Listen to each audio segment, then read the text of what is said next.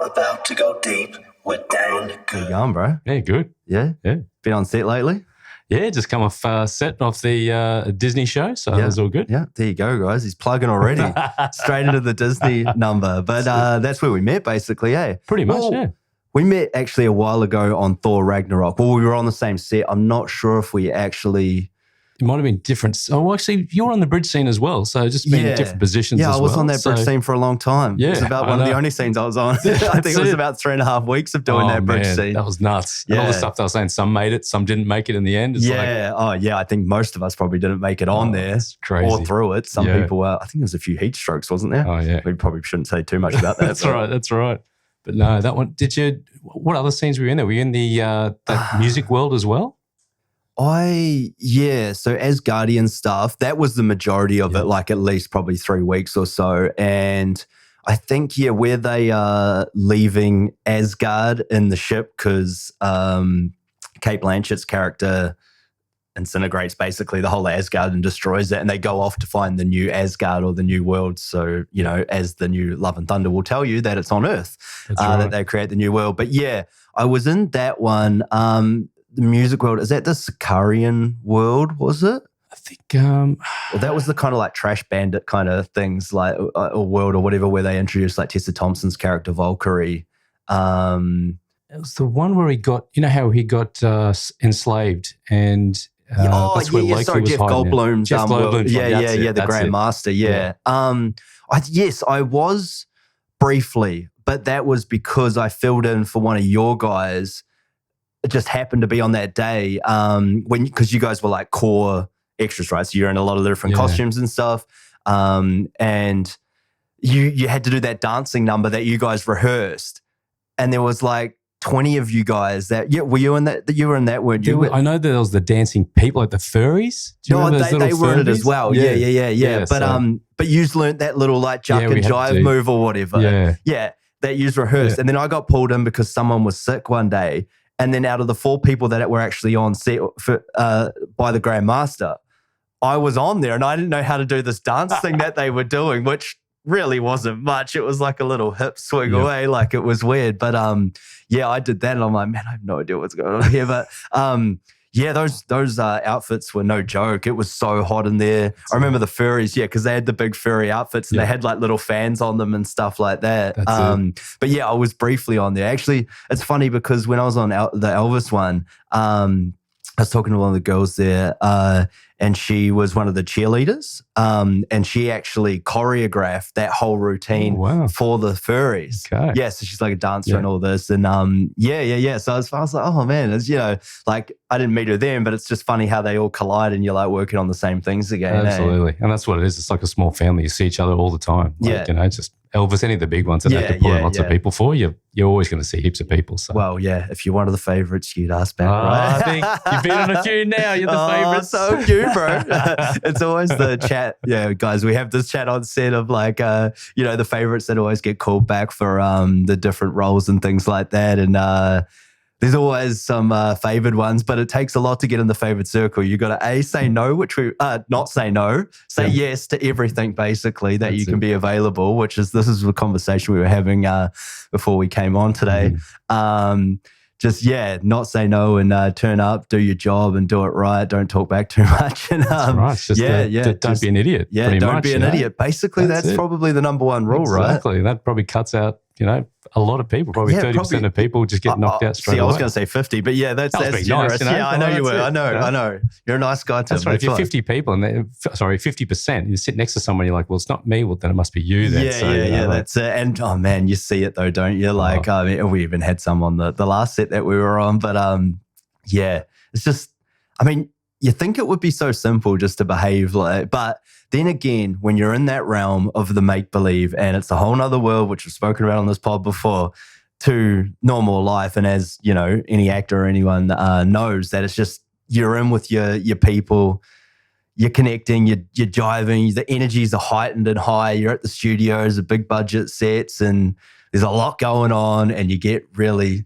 the adrenaline flows and things just get chaotic sometimes. That's true. But then I think some people, I feel like they think that that's their opportunity, that may be into it. And they're like, well, I think it's my chance. I'm going to be an extra, and then I'm going to be picked out to be the star of the next movie. You know, they think I've got to be seen. I've got to be seen everywhere. You know, they want to be able to tell their friends that's me on the exactly on and the then screen. What they do is they be a little extra. Oh, they do a little extra, That's extra, it. Too extra. And we do. I'm trying to think of who was doing that when we were last on there. There was a few, but the same guys were getting in a lot of stuff. But that was just because they got picked to be there. But there's always a few, like they were mucking around. I remember when we were running around on the deck on the slippery.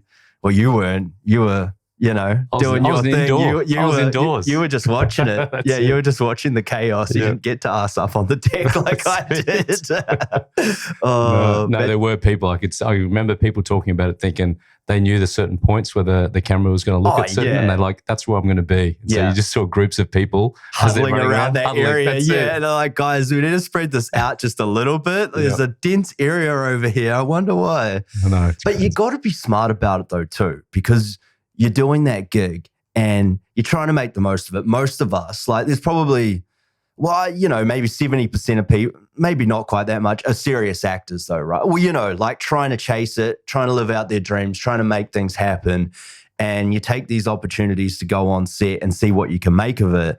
And you kind of got to be smart about, you always got, they do say though, right? Like even the ADs say, you got to find the camera. If you can't see it, it can't see you. So you got to find the camera, not like this up at the crowd though, which you do see people do, and they're the extras. Or do a funny laugh or something like that to stand out. Oh, yeah, man. We had a few of that actually on that, when I did a few days, I'm trying to tiptoe around what I'm saying. On that one, on that one. The other day, and some of the older guys were just doing stupid shit like that. It was doing just ridiculous stuff or swearing, just doing weird things. They started fighting, man. Some of them were literally fighting, and like it was supposed to be chaotic and everything going on like that, but they had like walking sticks that they were jousting with. Some of them actually tumbled over like the actual the bench seats and everything that were laid out in the certain room. And I'm just trying to tiptoe around the set that I'm trying to set for everyone up in their minds. But like they tumbled over, man, and like just were completely out of control. And it happens. Like I can never forget the time I was on Pirates of the Caribbean that filmed down the coast down here. And there was a scene where we're underwater, and we had to like run and chase because I think the anchor was coming through and Johnny Depp had to jump up and grab the anchor as well. And the whole thing was, go chaos, but don't get in front of Johnny. All right? Because so he had to run up the top of this sort of hill up to the top of the rock where the anchor comes across. Yeah. They go, action.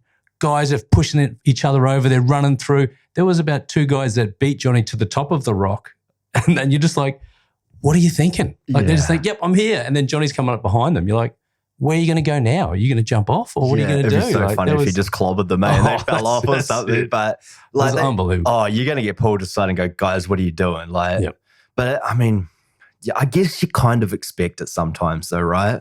Like I said, you're in that. I know. So it's funny when you've been there a few times and you just like watch the stupidity happen and you're like, oh man, they're not going to be back tomorrow. That's it. You know it's going to happen. Yeah. Well, it happens on every set. I think it's definitely happened on every set. Yeah. Oh my God, like what about shit? You weren't there actually. I don't even think I told you about this. I'm just trying to think of how I can say it. But and Josh was there. And we were in this scene, and there's a lot of people like gathering around in this sort of courtroom per se. And one of the mains that you were standing in for, so I'm tiptoeing around that too, but we'll get to that. They were like, a lot of the mains were there. It's a big, like one of the final scenes of like one of the final episodes in that series. And we're there for a long time, and it's a lot of dialogue, and he was getting it out, but he was just mixing up the old one, which is, what are you going to do? Like that's what happens. And this old guy just lost the plot, bro. He was like 3 from the front, right by Josh, and he just goes, what's the bloody going on? He just started blurting out the lines of I nearly said the name then, one of the characters, and then but just like spastically out of the line in front of it, on camera, and then just like went back into the line like it was nothing. And we were all like, what the fuck is going on here, man? And we thought that he got told to do this, but even the main guy was like, yeah. And he just started laughing and we all did. And it just like turned out that apparently he did that like the week before as well, because they had all these old guys on the set. And I swear, not all of them were all there, eh? Yep. And I mean, the guys that sign up for that kind of thing, there's some of them aren't, they're I don't even know how they even find out about these things. But he just totally cut off the lead character of this huge Disney series in front of like, all the directors and everyone, and we were just like, what the hell? And then they got him off scene and he was flipping out a little bit, but I think he just lost it. I don't know what happened. I don't know if it was the heat or the days in a row of being on set. And I think he got pissed that old mate couldn't say his line. Oh, man. But I mean, it was nothing. It was just like, what it's like, reset. You can't, every time you reset so many times, cut this, cut that, we edit it together, it's fine. But just completely cut him off, bro. Right at the, halfway through the day too, like right in the key moments of this thing. And, time is money on these things. And when you're that deep in the episodes and what they're shooting, then that's not a good move. When you get older, you just, you don't care as much, I guess. You just want to complain. I don't know if you can say senile, but yeah, it was just, it was odd, man. We all lost today. We're just like, well, all of us were in shock for a bit. He just got a mad line in there. When did they ask him to do that? And then the AD, what's Johnny? He loved the guy, the South African dude. I'm blanking on his name totally at the moment. The AD, second AD. God, I'm Dan. Not Dan. Nah, the other one, South African one that Johnny and he kept grabbing Johnny to go on the scenes. Where's the hat? Oh, Simon. Simon, yeah. And Simon's like, nah, he wasn't supposed to do that. Like, he's just like, I don't know what the fuck happened. Yeah, oh man. That's the same as when I was on. We were on that scene where I got asked to bump into one of the cast. I remember that one. So the director came and said, "Can you just size up like you're going to hit him?" Oh yeah, that was beautiful because we didn't know it was happening, and I'm in that scene with you, and I'm like, "Did he get out? What?" I'm like, yes. That's it. Yes. So he's like, just size up and then just walk off. Yeah, you shouldered him big time. Well, we rehearsed it, and that's when the director came in because it was the first AD that said it. And then the director came and said, "No, can you actually shoulder him, get into him?" And then he told no one else. So I just come up and boom, giving him a shoulder and walked off. And the next thing, there's ADs on their mics going, "What did you just hit him?" And I was like, "Yeah, I did." It's like, he's hit him. It's like, it was like another Me Too thing happening. And I was like, they're like, "Does the director know?" I was like, "Yeah, he told me to do it." Yeah. "Oh, does the actor?" "Yeah, he knows." "Oh, okay, it's okay. They know, it's all right. Calm down." It's man, wow. That was beautiful because I'm like a meter or two away from you and I see you do that. I'm like, damn, he's got a good number. Like, because we G each other on, guys. Like when, someone gets like picked to do something, we're just like, yes, low key, like one for the extras kind of thing. Hey? When you did that, I'm like, yes, that's beautiful. And then they're like, do it a little bit harder next time, mate. And you were shouldering him actually big time. And it was funny because he's probably one of the more, seemed like a good dude, but he was pretty straight down the line. Very serious, I don't want to say stuck up, but he was about his business and doing his.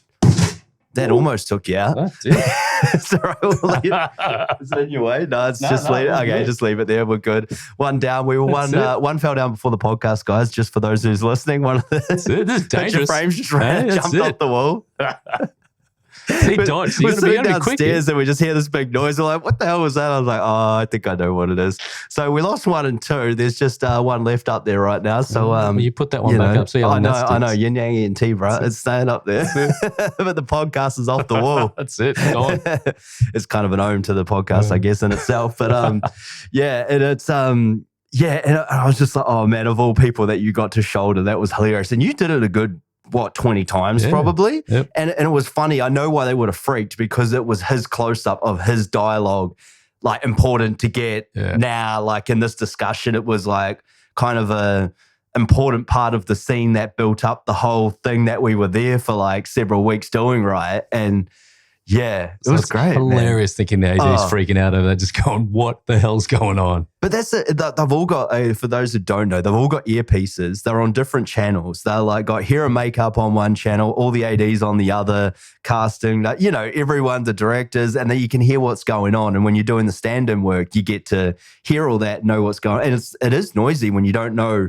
And you're like trying to do stuff and you're like, oh shit, okay, now I get why they're like, oh, yep, hold on, roger that. Yeah, copy. It's just, the communication, but it's got to be there because you've got like, anywhere from probably 100 to maybe 150 crew sometimes on that, right? Like quite easily. And it's surprising because you don't think so. But then when you add it up, you're like, oh, okay, yeah. And so they're all communicating, and there's just, you can't be calling people on their cell phones all the time, which they still do as well. But yeah, it is interesting, isn't it? And then they just, I can see how they would have freaked out, like because certain ADs are in charge of certain areas. Are like, yeah, you've got extras, you look after those renegades. I've got cast, you're with the plebs, you look after those boys, and then one of them shouldering the bloody main actors. No, it was beautiful, man. You got a couple of good numbers in that, eh? Like, it was good. It was really good. It was good to see. Lucky with that. Yeah, and let's hope that one comes through. That was in the similar scene where you got some dialogue. No, it's going in there. It's in. Wolfie's getting his number. That's right. No, it was good. No, surprising then too. Yeah, got some dialogue to do. So that was fun. Good ad lib challenge on the day. Yeah. Especially with the accent and everything as well. It's yeah, I mean, it's good you guys took your chance like in the moment, literally on like one take, and they're like, we really like that. You might be getting a bump up. And for those who don't know, that's kind of what you're doing the extra work for a lot of the time. Plus, it's fun, obviously. You're getting paid, and it's good. You're a professional actor when you're getting paid, but that's the next level, right? Bit parts is what you're aiming for. For those who don't know, like, speaking lines in a certain part, or heavily featured kind of actor in the show or whatever, or heavily featured as in some scenes, right, in episodes or whatever. But yeah, getting that dialogue, getting the opportunity, you go there, just say something, you got to stay in character, you got to do your thing. And why it can be a minor gig, the whole extras thing, if you stay in character and do the right things, you get the opportunities arise, and that's what happened to you, and that's why we keep putting our hands up for this stuff, That's it. Yeah. Which always reminds me of another one when that was on Ragnarok. I don't know, were you in the scene in when the Asgardians go with Heimdall into the cave? Yes, actually, I was in that too. That was like the first day that I shot, but I was in the cave in the sound studio. Is that one?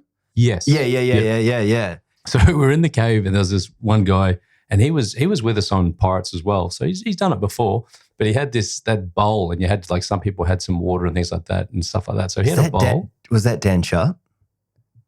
African dude? I don't remember. I don't know who. I don't remember who it was, but he was there anyway. But I remember. But everyone had a lot of props and stuff anyway. Yeah, I don't know why. I just thought it was interesting. Sorry, continue on your story. I'm interrupted. This guy had a bowl, and they came up and said, "Listen, do you mind having this drink?"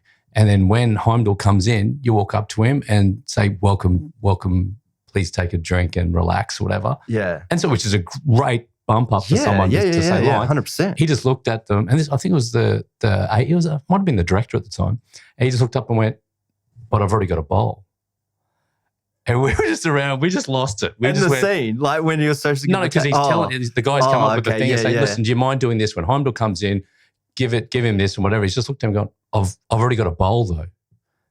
Like, it's like, how are you giving me another job? I'm holding this bowl. And we're just like, are you serious? You just turn that away, and then the director just looks and goes, "Yeah, don't worry about it. Maybe give it to someone else." We just cut that straight away.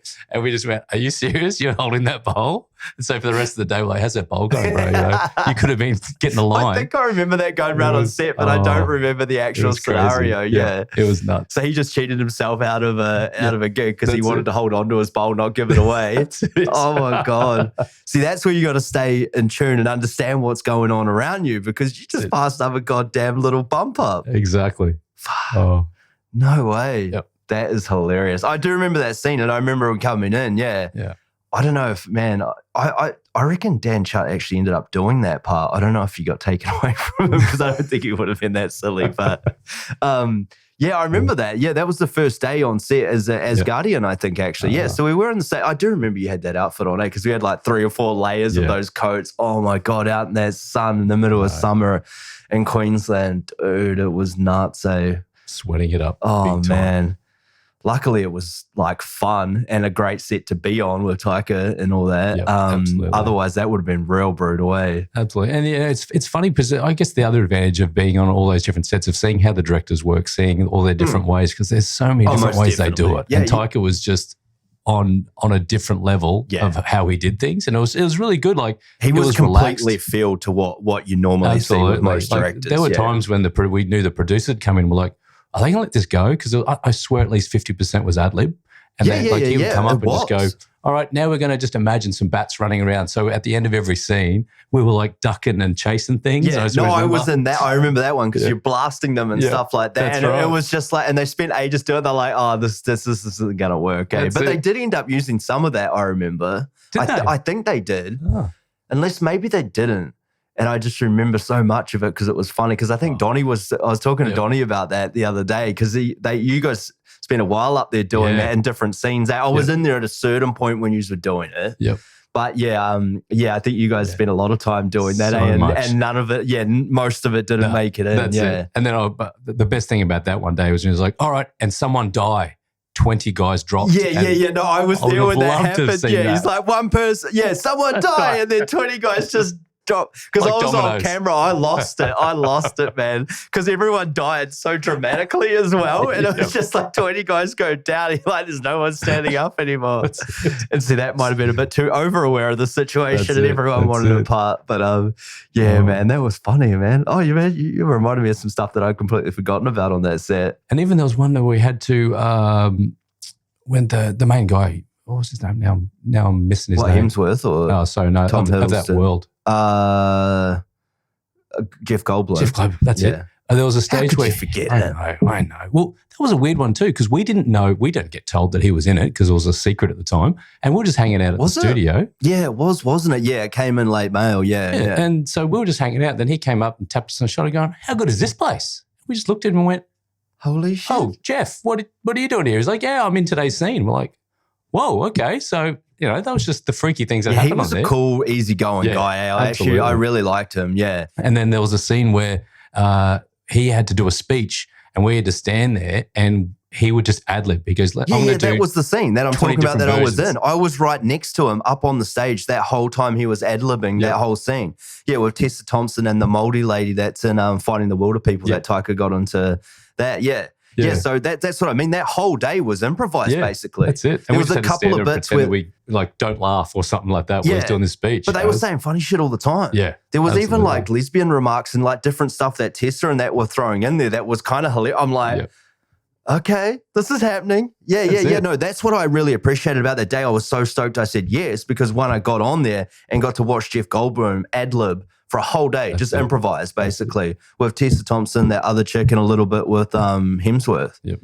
It was awesome. Like, and I was just like, oh, okay, this is different. Like, I see how they're just switching up, and like, I think some of it made it. Like, some of it, quite a bit of it, they used. There's a little bit in there, and obviously being able to see Taika in his grey, digitalized outfit, we didn't know he was going to be Korg in that stage. No, that's exactly right. Yeah, like, kind of all came in then, right? Yeah, it was unreal because you didn't know what was going. You're like, oh, all of a sudden he's playing a character, and he was quite. It ended up being kind of like iconic, like little piece that he did. Well, he was in the second movie as well. He was one of the main ones in the second movie with him. Yeah, it was funny too, like especially with the Kiwi, like the Māori Kiwi accent that he is. Putting on like hard, obviously, for that made it really comical and one of the more memorable parts of that Ragnarok. But yeah, like you said, the difference in directors and how they work, it is a really big thing to pick up on when you're on those sets, and something that's really educational for actors like coming up, or even directors that are kind of like doubling as actors or whatever. But to see how they work, because that's what I noticed about that and what made the film so good is you know a film's going to be good when people are having fun on set. And even on the indie level, it's the same thing. When people are having a good time, sure, there's stressful moments and you got to get stuff done and time restraints and stuff. But the majority of the time, if there's laughs on set, everyone's smiling, having a good time, it's going to turn out right. And that's what I remember from that one. Day one, I was just, he was completely filled the way he ran his sets. He got what he needed. And then, he could just picture it and really frame it together, which is obviously what good directors do. But yeah, allowed that improvised room for the comedy and the comic value to go in. And you could just see that's what it revived it for them. Because I've seen interviews afterwards where with like Tessa and Chris, and they were talking about, they were really playful with one another and how they interacted. And you could see that on set. They were really friendly, and it just allowed for that magic to happen. I think that's what kind of revitalized it for him, because I think he was a bit overdoing, what else that put him on the map is like, I think he did 2 or 3 of them before that one. Maybe even 3, right? I don't know. I think there was maybe there was only 2. After 2, I don't know if I'm going to make another one. Yeah, no, neither did I. And they did that, and it's like, boom, all of a sudden they did that Love and Thunder one, which was okay. It was all right. Like, it was decent still. I watched it, but it wasn't as good as Ragnarok. It was a bit, it wasn't as good, but I still didn't think it was as bad as what some, then again, I think it was like, the critics, which I don't fucking pay attention to anyway, but it got some interesting reviews. And then I watched it, I'm like, oh, this is pretty, this is all right. What's wrong? I don't really, I still enjoyed it. I still watched it. Like, I don't, it's got to be a pretty bad film for me to say it's bad. Like, I'll always find good in things that I watch. If someone asks me for a review, I always put a positive spin on things. And even if it's their film or whatever it is, I'll always find good things in it. I think that's important, man, because I know what it takes to make the thing. Absolutely. From so many different levels of doing it over the years. And as you would as well, it's like you can appreciate the work that went into it. Sometimes they just don't work though. Yep. And you're like, oh, that was rough to watch. Well, that's why, because, I get asked to go to a lot of those ones to review them. So I feel bad sometimes because I don't want to give bad reviews to them, but you've got to be truthful, because people in it, they're like, come on, you don't know what you're talking about or whatever if you don't be truthful. So you've got to sort of, with a grain of salt, just sort of like, this worked and these things didn't, and that sort of thing. So how do you go about that? Because obviously people don't know, but you're an actor, obviously. You're going through your stunt performing qualifications and everything at the moment. But you also, and we'll touch on these things as well, but that's just a little background on Timmy here. So what is it that you're doing with you're a movie critic, right? You go to the premieres. Did reviews. So like a lot of movie reviews and game reviews is probably the primary focus. Yeah. So I ended up doing that for games and movies, because I just sort of made up my own sort of job with the job that I had, because they'd asked me, saying where I worked, they asked me, how do we get people to read more of the e-newsletters and things like that? And I said, well, probably do some reviews and giveaways and things like that. And they're like, well, if you want to set it up, you can do it. So I ended up contacting the different companies and things like that, and started saying, oh, here's some reviews. And then work started putting in their magazines, which they had like a million, I think, readers at that stage and stuff. So it was some significant ones.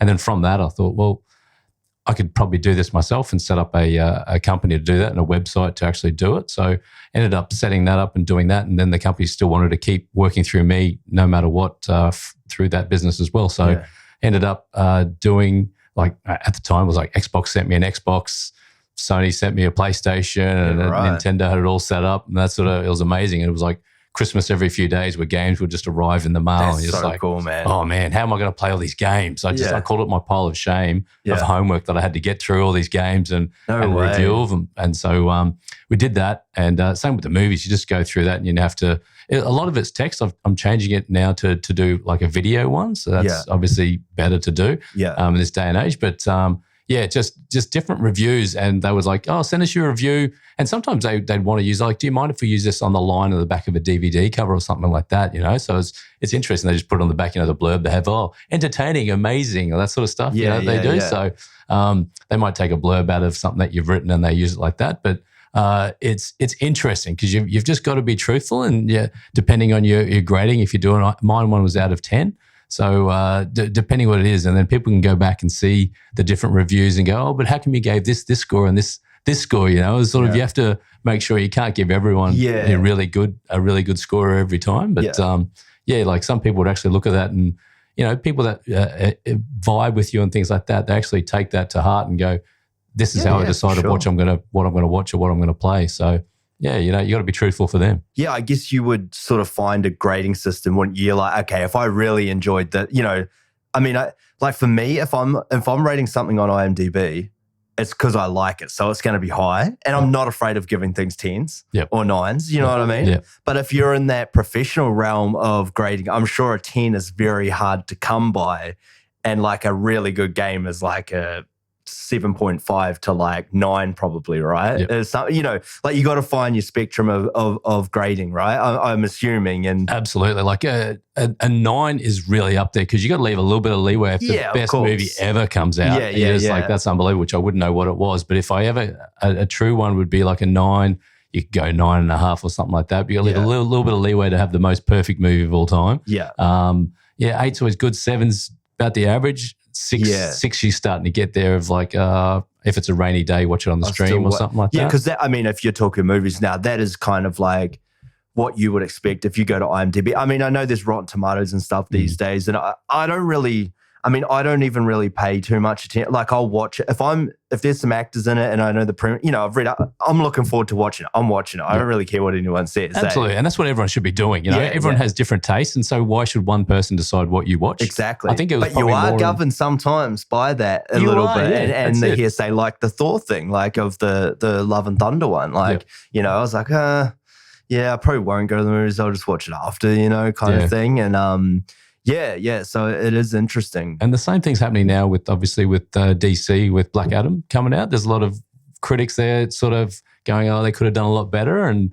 some people saying, they're always going to say that. No one's ever goddamn happy, man. The Star Wars fans piss me off, eh? And I'm a Star Wars fan. I love it. But they piss me off the way they complain about stuff. I'm like, guys, be friggin' happy they're doing this. Do you remember not so long ago when George Lucas didn't want to do any of it and didn't? For years, that's right. For like 10 or 15 years. Yep. And then they brought it back, and now you're going to keep fucking complaining about everything? Like, suck it up, princess. Yep. Go do it yourself if you think you can. Like, I'll tell you what, it's not that easy. And that's the thing now. We've got so much to watch. That's the thing. That's the problem. Do those things. Oversaturation. Like, even today, actually, I saw there was a commercial for Guardians of the Galaxy Christmas special. I saw something on Chris Pratt's Instagram, but I just spent 5 seconds on Instagram and I'm over it. There was like a whole trailer of them doing a Christmas special. So I think the trailer was based off, it was Christmas time, and Chris Pratt's character, Star-Lord, was a bit sad because of Gamora obviously passed away for anyone who hasn't seen Avengers by now. Spoiler alert. Suck it up.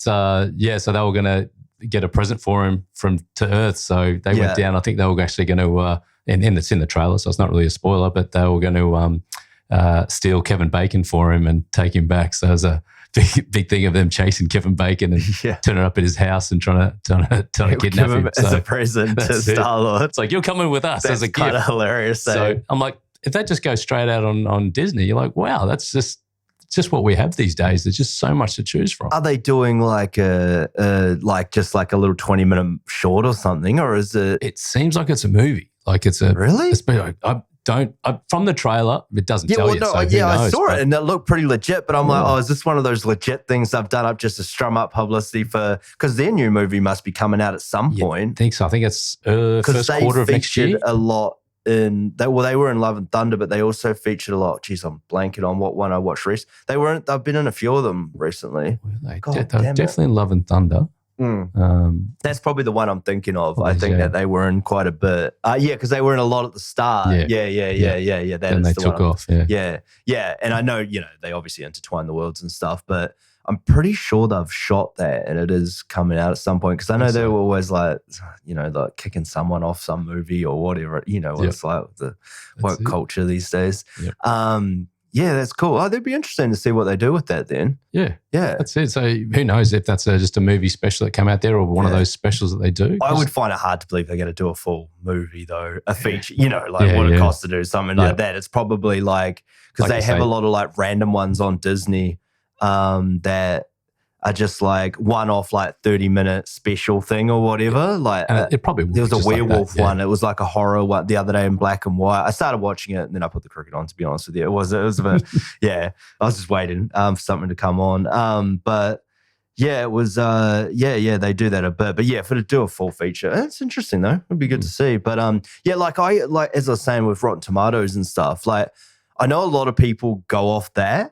And you see, when you Google, like I often will Google movie and see, what it's about and who's in it or whatever. And they like have the IMDb, or the really shit ones don't have anything, but they'll have, not shit, I shouldn't say that, but like, they're probably not great, like indies or whatever, or smaller budgets, but they have the IMDb or the Rotten Tomatoes. They're like the main movies have that. But it's funny how different the scores are sometimes. Yep. And you're like, well, in all honesty, I go off IMDb the most. Oh, yeah. I find it the most credible to a decent point. And because like you were saying before, like there's a lot of good movies in my opinion that are like on there that are even like still 6s or 6.5s, but anything kind of once it's starting to get under the 6, it's like I've watched a lot of things that are like 5.8, or whatever, or even lower. I have chanced the arm and watched them, but if it's above that, they're normally they're solid good movies. Anything around a 6.5 to 7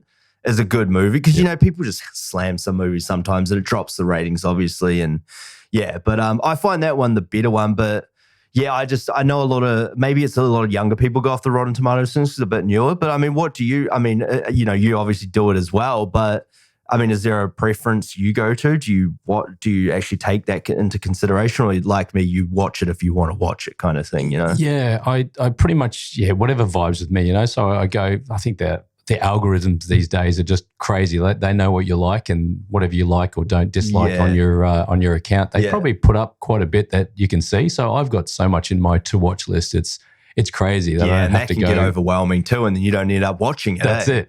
Yeah. It's crazy, and I'm sort of in the middle of so many different ones, and it's nuts. But I probably don't trust Rotten Tomatoes as much due to that can be a whole marketing campaign from people that, like you said, if people are against Star Wars, they'll bunch up together and give really low reviews to skew the score down, so it's not up there, So you take it with a grain of salt. There may be some people that you respect, even if we're talking and I say, what did you think? And you're like, I think it's really good, check it out.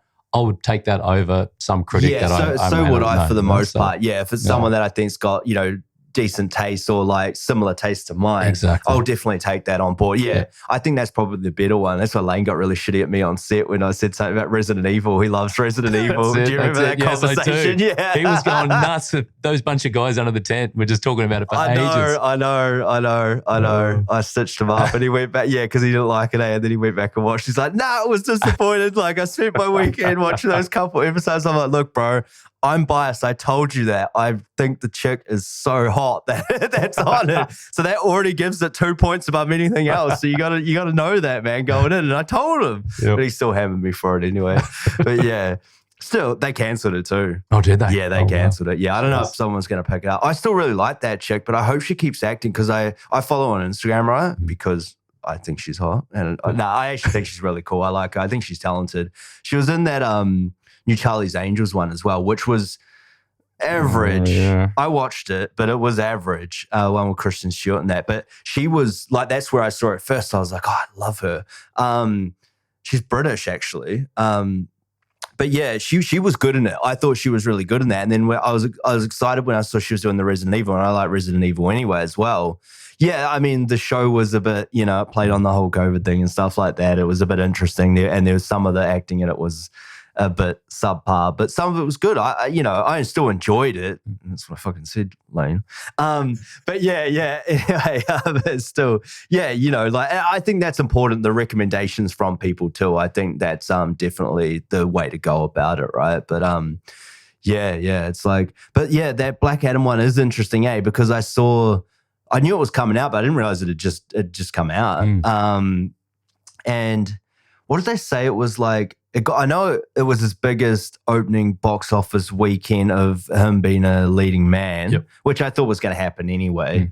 But I'm sure I saw the Rotten Tomatoes score was, that changes all the time as well though. So, how could you're advertising on 1 week and then it's dropped down 10 points. But I think it said 80 or 90% Rotten Tomatoes. That's pretty high. Yeah. But, that was initially of everyone going to see it, and then watch when it drops down afterwards. I think that's the overall, governor of what a film is how the longevity of, how it holds up, right? But I guess with the superhero genre and all that stuff, it's wham, bam, straight away, and then it will fade out. You're like, it was all right. It's kind of the same as the other 30 of them or whatever, But then you got to take into account that that's only for the people who want to share their opinions. There's so many people out there that just want to read other people, and they'll read it or quickly check it, and that's it. But I think when I originally had built the website, I had built it so anyone could join, give their opinions. I'm like, oh, everyone's going to want to share their opinions. Like, no, people want to read opinions on certain people. They don't care about having to put the time in to share theirs. It's the same as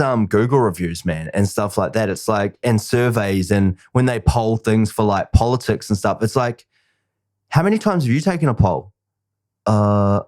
Yeah. So who's actually taking these polls? It's the same people all the time. Yep. They're not really a great genuine consensus of the overall dynamics of what the population thinks. That's it. You got to think about that, eh? Yep. And I thought about that quite hard for a while. And it's like, so I leave Google reviews now, like quite a bit. I have done for a while of things that I really like, It's like, but I'm not the type of one, like I say, that'll go on there and shit on. So unless it was really bad and everybody needed to know that, then maybe. But even then, I don't want to put that hate out in the world, so I probably wouldn't go and do it. But I definitely go off some things though. But it's right. It made me really think about that when you're reading reviews. You're like, well, who's doing this, That's man? It. Like, so yeah. That's a similar thing as well with the TV or the what do they call it?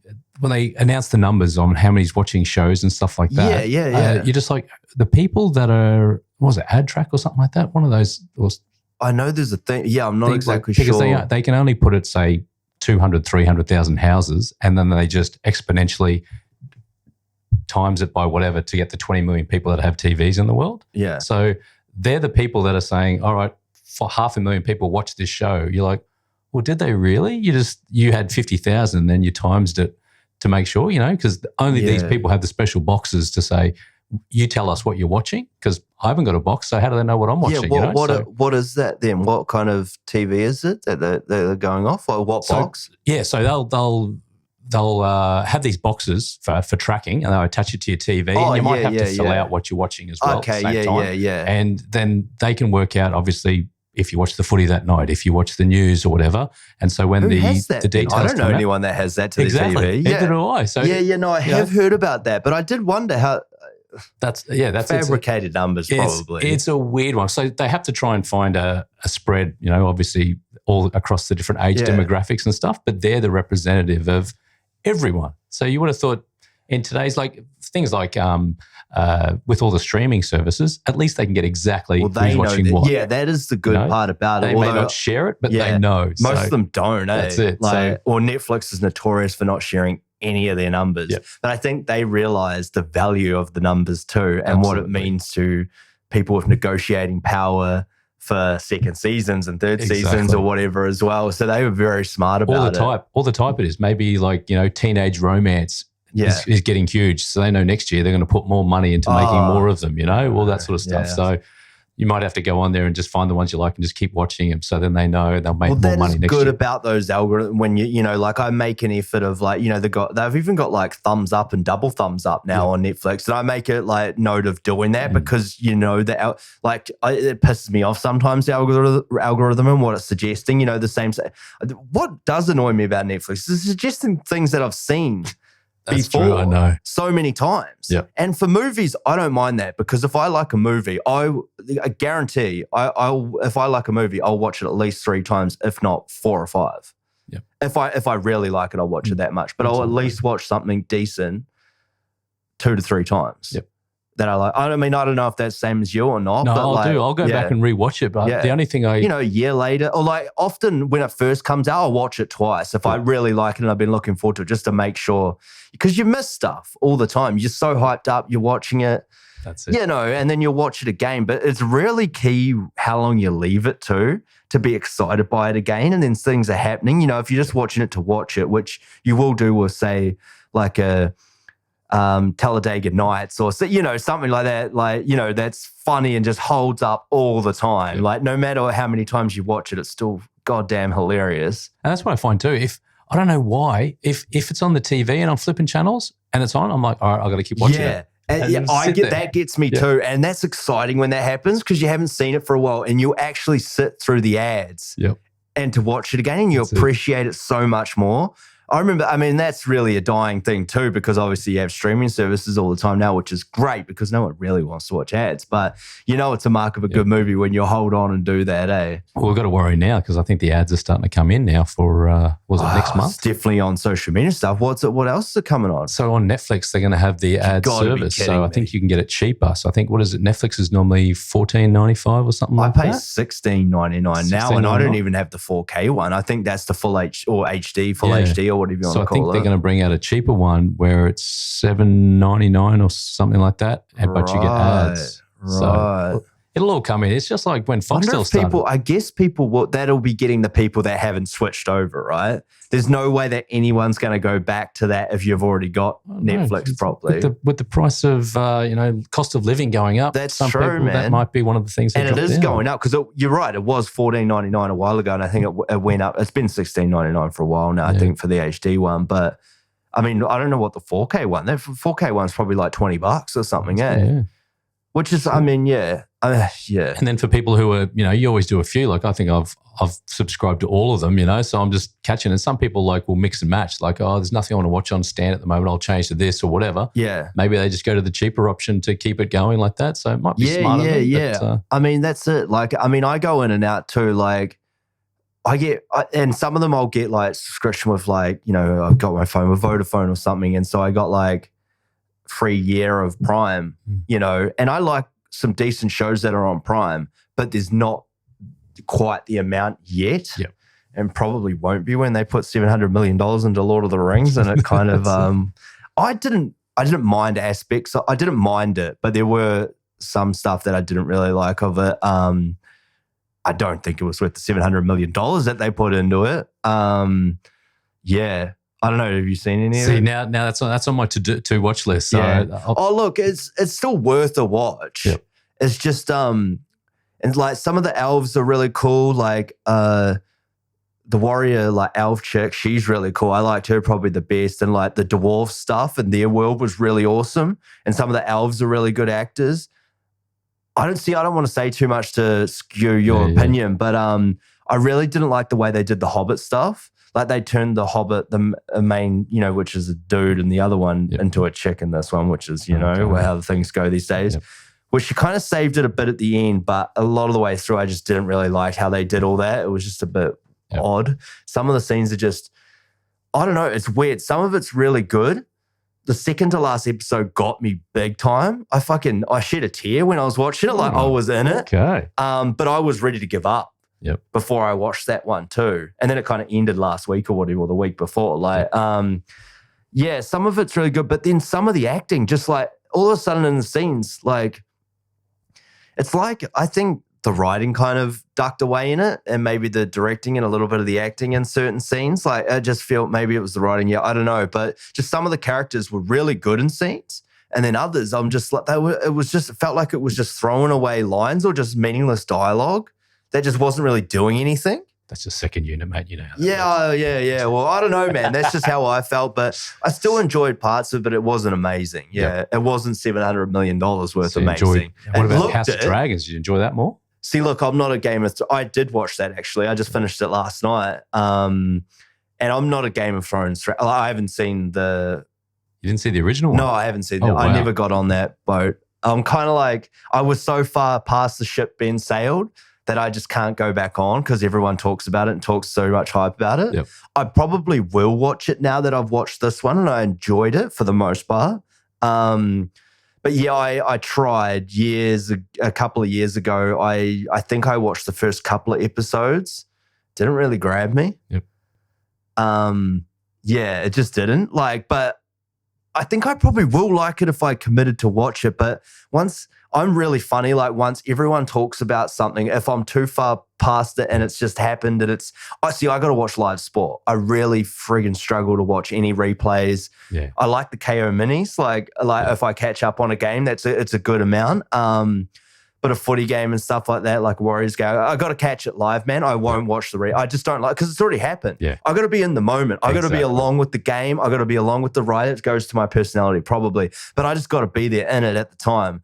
But if it's already happened way past it, I'm like, I live here and in the future, not in the past. You know what I mean? Yep. Like I'm just kind of constantly moving forward. Yep. So it feels weird. But yeah. Well, you want your emotions at the time, you know? Yeah, you want to live it. I want it raw. That's the exciting part me. Of it. Yeah, I'm all about in the moment, man. So I think that's why. And I know there's other people like that probably too. But yeah, I think and the thing is, the show would probably really appeal to me. I think I got put off by the incest shit. Like, in the first, like, you know, and I hear about different things. I'm like, oh, I don't really, you know, whatever. I don't get it. But yeah, it didn't overly grab me, but I know I would enjoy it if I got into it. Like, because I know the production value got a lot better. I thought it was pretty lacking in those first couple of episodes, but clearly that was probably like the pilot in the first couple of episodes when they didn't really have much of a budget. Also, sometimes English accents on males kind of annoy me. Yeah. On females, I like it, but which is weird. And whatever sexist, I'm a male, so you can get. But yeah, it just I don't know, man, and I just don't know. I think there was a combination, and it was probably honestly, it's probably just where I was at the time. Yep. And that's all it was. Like, so I will go back and watch it because I did enjoy this House of Dragons. I like sci-fi, but I like a lot of action and thrilling sci-fi and a lot of stuff going on. There's a lot of dialogue in the House of Dragons stuff, and I'm assuming it's probably like that in Game of Thrones as well. So I felt it was, and I said this to my mate, and he would fucking hate it. It's not stale. Stale's not the right word for it because there was a lot going on and a lot writing on the scenes and this stuff. But I just sometimes found that stuff a little bit too much talking and not enough action in some of the scenes. When there was the action, it was really cool. I love the dragons. I just want to see more dragons. That's it. More dragons. More dragons. Like just that last one, and spoiler alert if anyone hasn't seen it. Have you seen it? It was only yesterday. You can't spoiler alert now. That was Monday. Oh, Monday? Well, 2 days ago. Yeah, well, I thought it was Thursday, so whatever. I'm true. going backwards in the future. Yeah, it was, yeah. So I probably shouldn't really say much. I mean, this will be out probably next Monday. So, well, yeah, the people listening will be like, what do you mean? I don't even know what it is. That's it. It'll be out in a few days. But yeah, like it was pretty, the last bit, I was like, oh man. I was like, but you knew it was going to happen. Yeah. I thought he almost got away and then they're like, nah, not today. But yeah, it pissed her off, didn't it? She turned. I didn't like when they dropped the girl. The girl was the reason I was watching. She got me. The young girl that played, I don't know, I can't even remember what she's called, but the princess that, you know, kind of is the queen, I guess. Yeah. Well, so it's to be continued. But yeah, I really liked her. I liked her as an actress. I heard they just like randomly found her too, like in oh, dude, apparently she was like, see, you don't know when you hear these stories and like these articles and stuff, how true it actually is. Yeah. But yeah, supposedly she was like, I don't even know if she was an actor, but I'm like, I was thinking about it even today and I was like, she must have been fucking acting because you're not just going to find someone off the street. But apparently she was like living in a house with like 10 people. She was basically like homeless, apparently. And they got her for that, but I don't know that's an actor how for sure then, right? Yeah, well, yeah, I know. I was honestly deeply thinking about it today. I'm like, it could have been, but at the same time, it's pretty far-fetched because you know what it's got to be like to be in the game. Like to even get to remotely be in the door to get an audition for something like that. And it's not like they were trying to match her up with like the older one that they did for the younger one. It was like the younger one, unless they did have the older one first. And then they found her to match the look, you know, which I thought they did good at that. I didn't like they swapped her out. I didn't like they jumped the time frame so quickly. But that's also probably because I was new in it. And I was like just starting to try and comprehend this world of like trying to play catch up anyway, which I still think you could because I still enjoyed it and I still got it going in without like any real knowledge of the rest of it. But yeah, I really liked her. She held those scenes in the first few episodes that made me really want to keep watching. She was probably the only reason I kept watching for it. And then when they changed her out, I was pissed. Like with a lot of other people were pissed too. Well, it could be she's like one of those, you know, they talk about overnight success. You know, so these, you know, it could be 10 years overnight. But it wasn't even that. So. It wasn't even that, man. Apparently, like these articles. Yeah, I don't know how true it is either. But you've done well. Yeah, it was it was enjoyable. It was cool. There was a lot of cool stuff in it. But yeah, and it was weird how they dropped her out. They dropped a few others out, aged, you know, like, and then they just kept some characters in and just kind of aged them, and not even. They didn't really even age the main dude. he's a bit nuts. The Damon or whatever. They barely. He's a good actor though. Yep. They barely did anything with him. And the night they cut his hair a little bit, and I'm just like, you took my girl out. Like what the.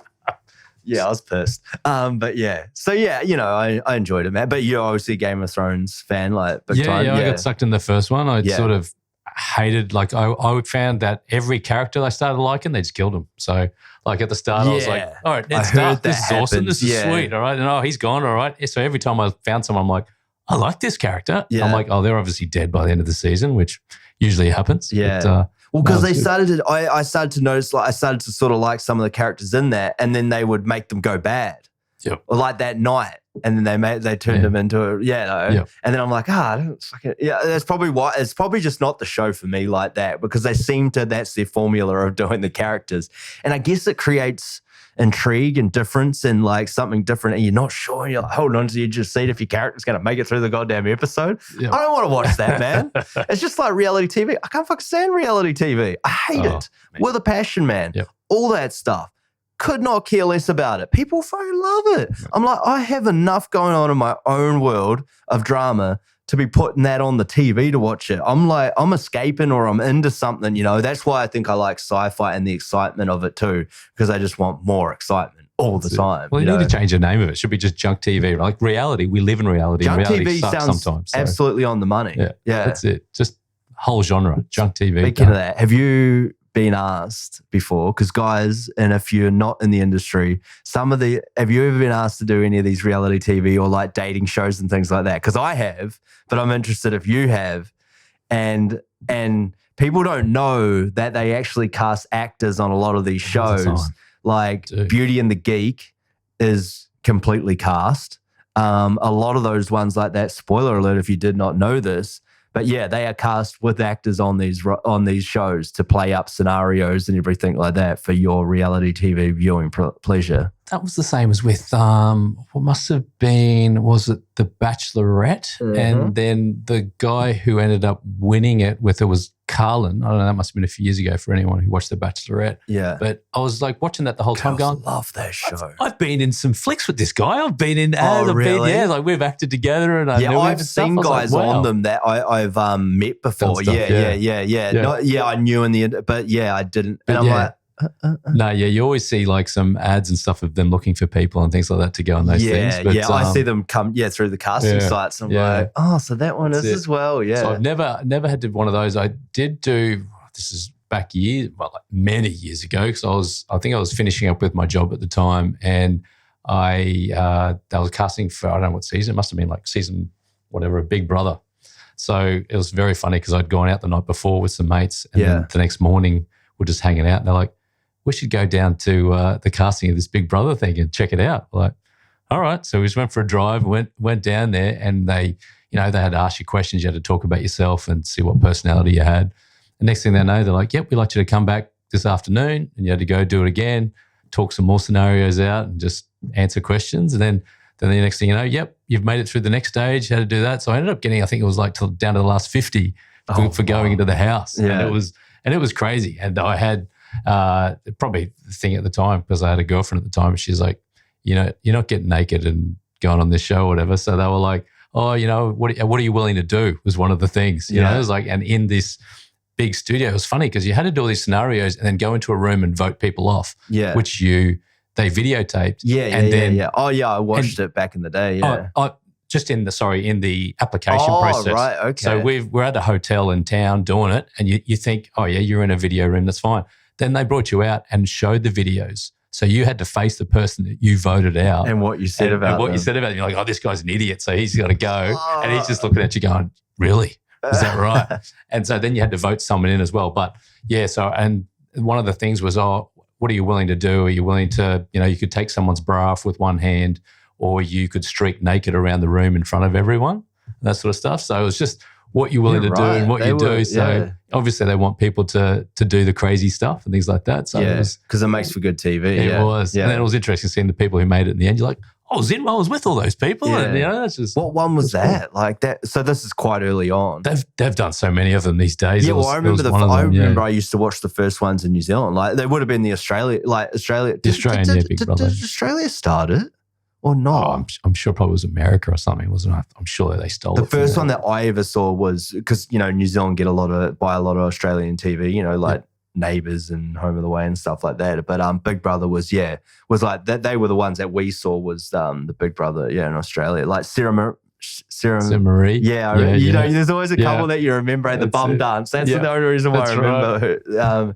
that one. That was like the first one, I think, or one of the first ones. But that was a long time ago. Yeah. Because they've probably, what have they done, 16, 17, 18 versions of it these days? They brought it back because a long time they didn't do it. But I know the rest of the world were doing it as well. And there were some wild ones, like Sweden and stuff. Yeah, that's and right. They really got crazy. Yeah, like orgies and shit like that. And like, well, they let this one run. That's right. That's why it died down there. That turkey slap thing that happened, they cut that off quite a bit. What was that?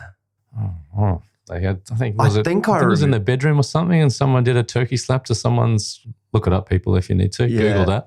But that happened in the bedroom, which definitely with this cancel culture going on now, it was an early thing, and people were like, oh, you can't do that. That's not on. So that was one of those foreign ones, that did that. No, it was in the Australian one. Oh, was it? Yeah. That was down on the Goldie, and that happened. So a bit of a furor happened to that, and I think they stopped that for a little while. And you're right. I think they're probably under a lot more rules and scrutiny these days of when they go in the house, things like that. So that's funny, Because Mike Goldman was the voice of Big Brother, in the industry here and stuff like that, Like I've considered I want to get him on one day, because he has his own podcast as well. He's a funny bloke actually. It was funny because where I worked to do the ads, he used to be the voiceover for the ads. So I used to he does a lot and do that sort of stuff. So it was fun. He's a good bloke. But I think he posted something. This is a couple of years ago.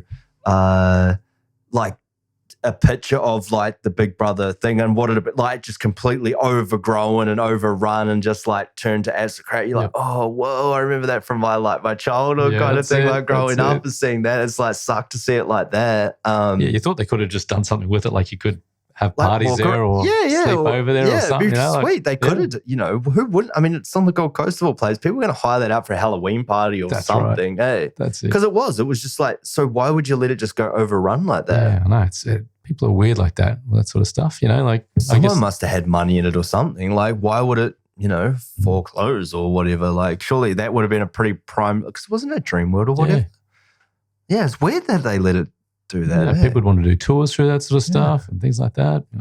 Well, I actually applied for one when they recently brought it back again. The first one when they, it was a couple of years ago now. I applied for that one. It was, I think, it might have been during the pandemic or like before the pandemic or during when it was going on.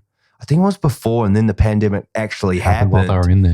Yeah. And because it was going to be anyway, like quite isolated and closed off, I believe. And it didn't sound like it was going to be great though at the same time. Like why I say I hate reality TV, there's a couple of shows that I would do, right? Survivor, I would 100% do. You would do it? Oh, in a fucking heartbeat.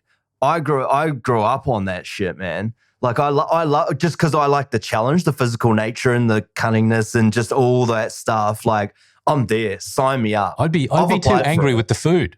Yeah, well, that might get rough. If I'm on the wrong side and these guys are eating every day and I'm eating nothing, I'm going to get angry. So they'd boot me off. Yeah. I'd be gone. I just want it because I like the challenges. I just want to test myself on the challenges, really. And the whole thing, is a challenge. I'd absolutely hands down do it. I did apply for it.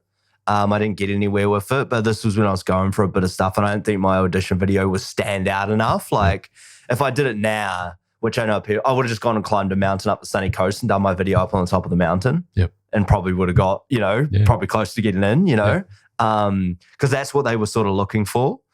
But I did a good video, but I did it as like me, but a little bit, I'm good on, I'm an act, so you kind of, and it was, it's not really what they were doing, but I just wanted to try. Yeah. And The Amazing Race, I would do that, although that's a bit watered down now. Yeah. I would have done that because it's, once again, the challenge of the whole thing. But those two I definitely would have done. And who would you do it with? Who would you do The Amazing Race with? I don't know. And that's generally what gets you in as well, like what kind of dynamic it is, eh? Like, so if you ever need to break up with a girlfriend or something, you go, let's go to the Amazing Race. There was this one chick at the gym that worked there, Alicia, that I know, that I still talk to now, that I would have done it with her because she was pretty go-y and fun. And I know she would have been pretty good on kick because she just says whatever. So that would have been good. And whereas I'm like real competitive and she's reasonably, quite fit and stuff. So she would have kept up, like I would have only done it with someone that could actually was wanting to win because I'm not doing it if we're not trying to win. I'm not in it to lose. But I would do it with a bloke, but that would be hard to get to. You'd have to have a storyline. You know what it's like, man. You got to have a storyline, even more so these days. Followers. Well, that's it. Yeah, that's exactly it. But there's no way I'd do any of those Love Boat or Love Islands or whatever the fuck. No, I couldn't. I want to blow my. No, I don't even want to say that out loud. But I want to walk into the wall hard. As soon as I hear any one of those people talk, there's no way I want to do that bullshit. Never alone would I ever watch it either. But I did get asked to do dating shows a couple of times through Star Now, back in the day. Yeah. They contacted me and it was so funny and I know why they didn't pick me, but they wanted me to do it, eh? Wow. And I was but I was like, I'm a serious actor. I'm not doing this shit. But people get breaks by doing this. Yeah, it's just like Instagram following these days. But I wasn't going to do it, but I entertained it like you did with the Big Brother thing. And I just kept having these phone interviews, man. And they wanted me to come to Sydney and stuff. But then they asked me what girls I liked and stuff. And it was funny because I had no idea what, at this point, I'm a couple of years into Australia. Like this is a smorgasbord here, over here. I don't even know what I'm doing. I used to be from Blenheim, a small town in New Zealand, man, where everybody there, basically. So Brisbane was just like, holy crap, man. There's just like different ethnicities everywhere. And I'm not a one type of kind of guy, And so I was loving that genre and I was dating around, and getting my, getting a feel for the, the whole thing. And in a city, because it's quite hard because people are cliquey too, And she asked me what kind of girls I liked. And I just started rattling off things. And then I'm just like, basically anyone but Australian girls. This chick was an Australian. And she did not like that. She basically hung up on me, And I knew straight away that obviously it paired me up with some, like what they thought that I was probably the quintessential for this character, this cast type that they wanted. But obviously they were probably going to put me with Aussie girls, like or whatever. And so that was fun. That screwed me straight. Not that I was probably ever going to do it anyway, but it's a learning experience now. Yeah, now you know not to say that. Yeah, and I do like Australian girls for the record. Just saying. Better clear that up. Yeah, we better clear that up just in case. You know how to get at your boy. That's it. But yeah, man, it's just it's a funny thing, eh? But it's kind of like, what would you do to get out there, eh? Like to get, what we're striving for. And there's a lot of us trying to strive for, and for different reasons, there's a lot of people doing it to try and get the fame and all the rest of it.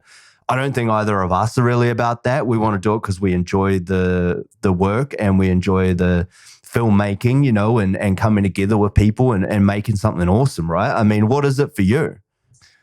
Yeah, I think I just enjoy wanting to be doing something you love, really, and that's the thing. It's fundamental of it, exactly. Just the hype, the feeling you get when you're on set doing it, and it doesn't have to be on the big things. It could be on anything, like the little indies, the whatever. Even getting the chance to do the auditions is exciting. Sometimes you read it, you go, oh wow, I'm getting to play this role, and someone's taken their time to actually wants to watch me do it. So that's exciting. Just doing that and just doing something that you love. If one day you get paid for it, that's a bonus on top of that, who wouldn't want that? So that's the thing, like so many people in the world who just want to have their jobs, the feeling of you're at a job that you don't want to do or you hate it or whatever, and you're like, you want to do something that you love. And especially I think that's come up a lot through the COVID and everything like that everyone's come up, more people with the realization of going, it's not worth hating something every day to look forward to. And then one day at you're 65, you can sit at home and hate whatever you're doing there, do something that you love. So I think that's a lot more people actually changing their minds about that and realizing that it's just not all about the millions of dollars. It's actually being able to do something every single day that you can wake up and go, this is awesome. Yeah, I'm excited by it. I'm excited by the challenge of it all. Yeah, that's it. Yeah, and growing and learning and that sort of stuff. Like there's so many great people with talent around that you can learn from every single day. And no matter what you're doing, if it's the acting, the stunts, the everything, there's something you can learn. And I love learning from people. So that's the great thing. Like there's so many teachers around as well that, you and me both done that, the different courses and learning from me. There's so many different teachers that you learn a different thing from each one. Like there's none of them that are exactly the same. Yeah, that's true. And it's fantastic that way. And you pick little bits of it all and you make it up to your sort of way of working, right? That's and it. what works for you, yeah. And that's the thing. That's what makes you. Of what you pick up and what you deliver, it's exactly what only you can do it. If I tried to be you, I'm only a copy. That's the problem. That's something everyone I know I have to keep working on because I guess everyone has the complex of I'm not good enough or whatever it is. But you enjoy playing these roles because you can play someone that's not you. Whereas they want to see what you can bring. They want to see you in that role. If everyone was exactly the same and said, this is exactly how we want the role done, they don't want to see 10 different versions of the exact same thing, So that's just that's a funny thing, because you read it like that sometimes. You're like, I know the way they want me to play this, but it's a funny thing in that casting scenario, and it's definitely something I've been thinking about a lot as well. And it's like it's funny because it came out after we did the Disney series the other day, and I went to go get a haircut, right? And because I had the long hair, longer hair going on, I was thinking about chancing my arm with a few things, and I'm looking up like these pictures, and my hairdresser was like, there was some of like, Gosling like hairstyles that I kind of was toying with, and then she's like, oh, what about Scott Eastwood? Like there was a few ones like that, and you look at a few Hemsworth ones, a few other guys, And then I was looking at it and I was like, because I was thinking I was missing out on roles, remember? That's what we were talking about because I had the shorter hair and stuff like that. But it's more my style and what looks good for me, And I kept thinking about it. I'm like, what am I doing? I'm like, I am definitely not in the business of trying to be like somebody else. I'm not trying to copy somebody else's look. I'm trying to create my own authentic thing. Why am I copying all these? So I'll take a little hybrid of this and this, and I'll work it and see if it works for me. But that's what's going to get you over the line at the end of the day, being your authentic self and just nailing that, Absolutely. And why are we so hell-bent on copying and idolizing things that are around us that we look up to and getting this thing because that person's got it, or wearing it like that because that person wore it like that? And I get style, fashion, and culture. 100%. Love it, I'm not creating my own clothing label and stuff like that because I don't want to, because I want to create my own thing with it, But I was clearly inspired by other people that had gone there and done that stuff before me. But I'm trying to find my own lane with it. And I think other people will appreciate that. But it's like, it's trying to figure out how to tap into that, right? The authentic thing of you, or that juice, that sauce, that they want, that they have to squeeze, to get it out.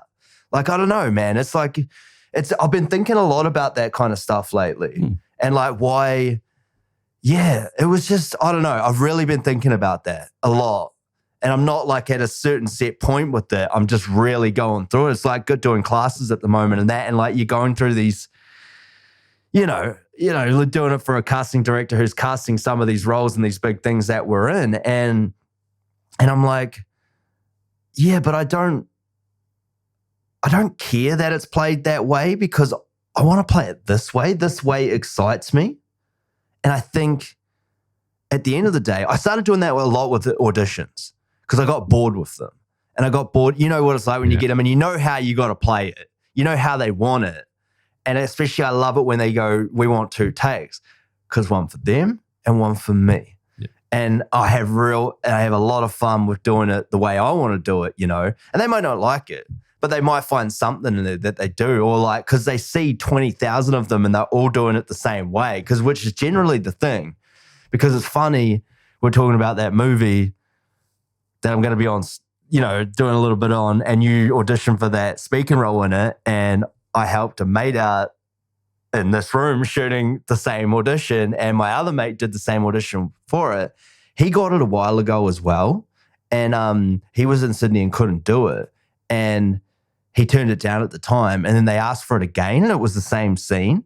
But what they did say to him, and it's lucky he picked up on it, they're like, oh, don't overplay it. Like, just play it really simple, because clearly they got a lot of tapes of all doing it the same way. Yeah. And they're like, and then once you do that, you're kind of screwed, because even if that person was good and probably played that well, they've seen it that many times now, it's staled that performance for them. Yeah. So they just, want something really just down the line and nothing at all. But so there's a fine line between it all, as well, because clearly everyone was trying to do too much with it. It was a pretty simple scene to do.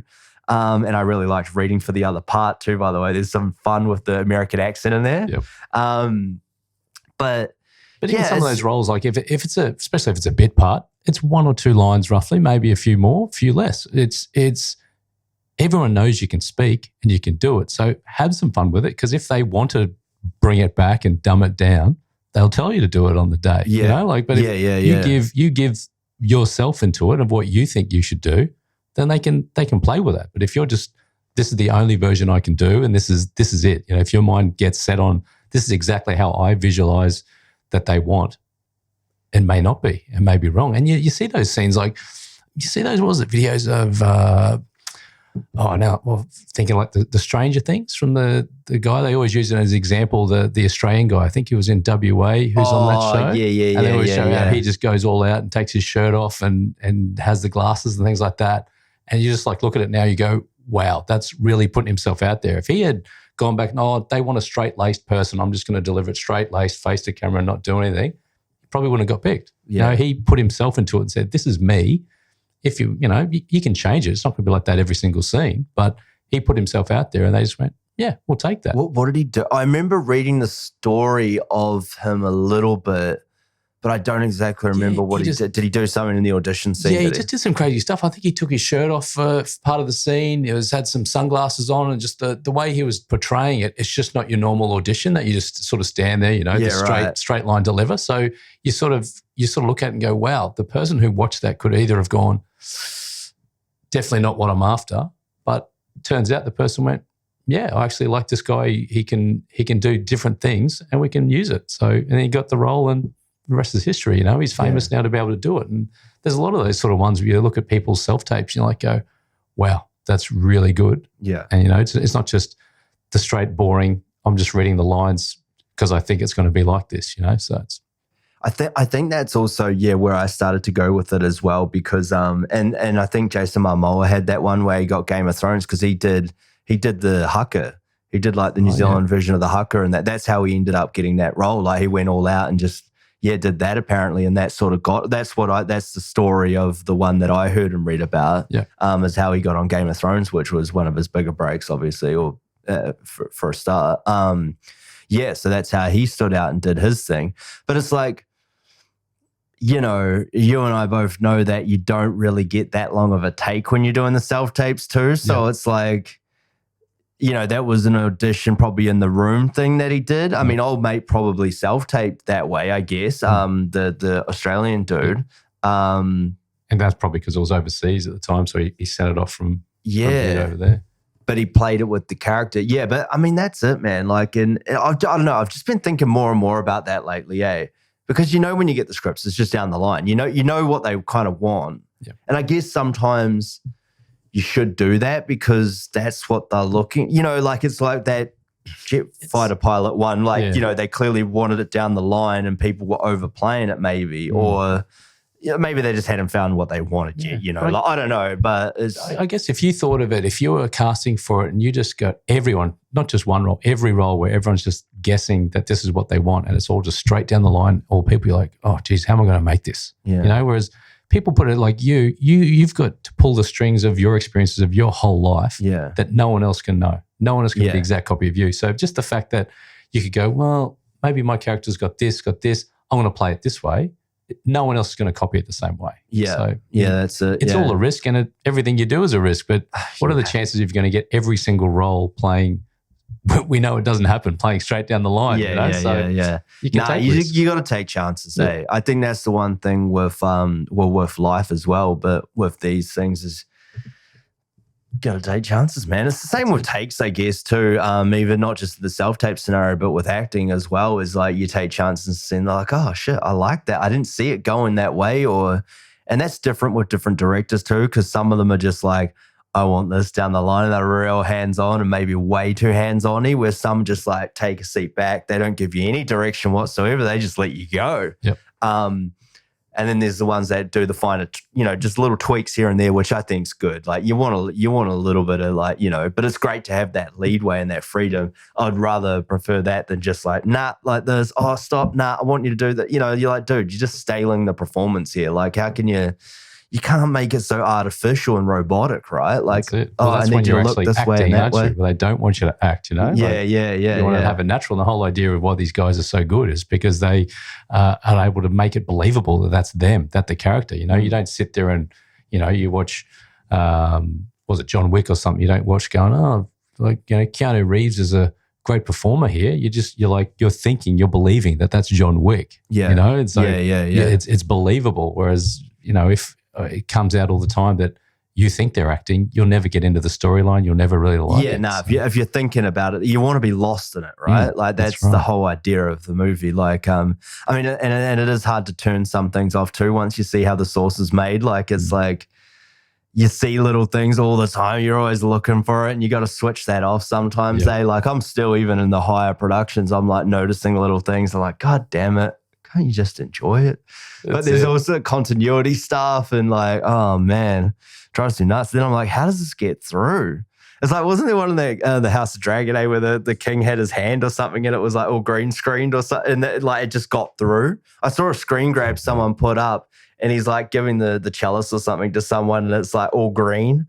Like, and I don't even know why they green screened it. Maybe it was because he had his old hand at the time and he was really aged, but it wasn't. It was the early on episode. So I don't know what it was, but I saw it. I'm just like, didn't notice that. But man, that's so obvious. And how did that get through? Well, there was that one at Game of Thrones where they left the coffee cup. The crew had left the coffee cup. Oh, I did hear about that. And Gene's guy in The Mandalorian. Did you see that?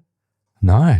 Yeah, I watched The Mandalorian, but didn't. There was a boom guy or whatever in the bagged standing there in jeans, and he was just actually in the scene, like, and they even made a Star Wars character like jeans guy, like, it was imagine being that guy, like, for what? But then you get the character, mate. You're like, yeah, man, I got a figurine, like, that's the dream, isn't it? At one point, get a figurine, mate. That's it. I remember when they did that, they scanned us for Thor, and they're like, oh, this could be for free. I'm like, when you tell a bunch of people that, don't tell a bunch of people that, because they're like, holy shit, I might get a figurine made of me, like, oh, well, man. We did, like, obviously, because when we talked smack on set, that was like on that one that we just did and then we had to get scanned on that one, and one of the guys who had never done it before was like, oh, what is this for? I'm like, this is for all our figurines. Yeah, I know. I mean, you said that. You're like, you just played it back. Years later, you got your tune. Oh, man. But you got to have fun with it. And then see how long it lasts with it. It was really good. Oh, he would have gone off and told the other guys. That's the thing. And then they all think that they've got a chance of figurines. But even there was on the stand-in stuff they'd done recently for it, when we went back for it, there was a girl there who had done it for years, actually. She'd just gone back to back from being on some different ones, and they were like, "Oh wow, this is really good. Any tips or whatever?" And I sort of said, "Well, she probably doesn't know. She's actually never been on there. She's just waiting still to get on the actual set." And they're like, "What?" Because we'd just been sitting around, and they were just like, "What? What are we going to go on?" We was like, "I don't know. She's been doing it for about a year, and she's never got on." Did you say? And then she straight out went with it. Just went, yeah, I'm hoping this is our chance. Like, oh no! And they were like, really? And like, she's like, yeah, this could be it. I just looked straight down. I think I was reading my sides or something. I was just like trying to keep a straight face. And she's like, yeah, I feel this could really be our chance soon. Soon we'll get a chance to go on. Then we let them know. It's like, no, we're really just joking and stuff. So were they extras or? Yeah, they had been, but they were like, it was their first day on being stand-ins. Yeah. So they were just asking some things. It was, you got to muck around. Were they really ringing them in for the stand-ins then, were they? Yeah. Oh, but that was funny. Yeah, that's good. It's those little moments sometimes. That's it. So yeah, you've been enjoying the stand-in work and stuff like that. Love it. You know, just like you were saying before in regards with the earpieces and stuff, to actually hear what's going on and hear the process. You can go stand around with the crew, obviously out of the way, but and seeing how it's done. You see the rehearsals that get done because you've got to learn them and do it yourself and that sort of stuff. So it's just a great process in knowing where it's up to. You know, you get your own sides. Yeah. You know what's coming up. You know what's doing. You know, so it's so much better than obviously when you're being an extra and you're just sitting there like especially when you're just sitting there. That's it for days on end. You're like, I have no idea what's happening. We did a bit of that, didn't we? That's it. Yeah, it's good chats, but when you want to do some work, it's rough. To say the least. But saying that, it's just great being like you say, it's exciting when you go to the studio. It's meeting great people you meet. There's probably not a day you don't meet someone new that you're just like, wow, didn't know this person and now I know so much about them and stuff, you know? So it's exciting, and that's the thing I'll always keep going, that I enjoy being in those sort of moments, just meeting new people and learning about their lives, because everyone's had so many different experiences, and it's great. You know, it is good. It's one of the best parts. It's like because this time I got to, you know, bro it off with you and Johnny a lot, and, you know, a few other guys, but, you know, we were all talking a lot, and it was really good, especially at the time, because I'm like, you know, I was like in a rebuilding stage of what I'm trying to do. And, you know, you're always constantly trying to reconfigure your movements out and your life and what you're trying to do in the scenarios. And it's good to be able to genuinely pick some brains of other guys that have been around for a while doing it. You know, and you put all the things together and you make up your moves of what you got to do. So it was a really good time for putting that process back into place and putting those steps forward, you know, in the coming weeks or the weeks that have gone since we did all that, which is good. I mean, you know, I set a couple of things out for myself and I'm doing them at the moment, you know, new headshots, got that done, boom, they're up, you know, like in class in front of the casting director who's casting said roles in this and going through that at the moment. Although, we haven't talked about that actually, but maybe we'll talk about that later. But that's the same thing. Like in regards of finding people, you know, you'll meet people that are there. Like it was good having with our group that it's supportive people, and you know the group. It's not a competitive. It's not just there's only one role and everyone has to fight for that. You know, it's like to find people that are there and genuinely want you to succeed is just fantastic. And I know we've talked to him. We always have the chats in between going, what's been happening? What have you been doing? That's awesome, man. If you need help with this, cool. Take a look at this. And it's just the support there, the support network that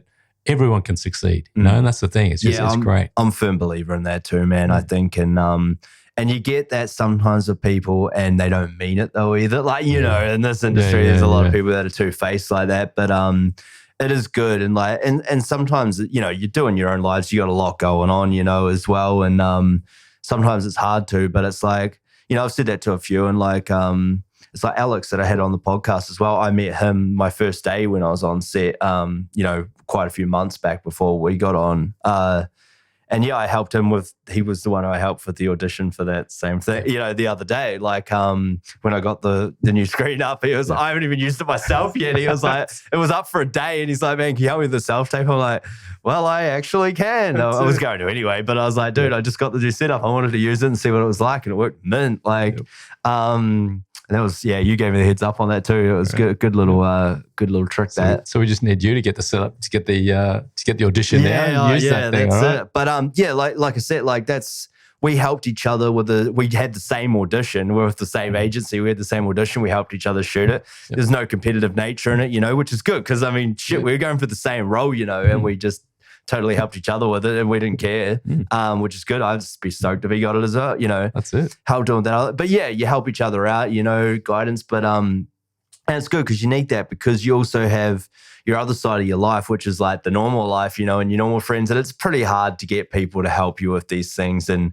even when you do, and it's awesome that they help you because they want to see you succeed.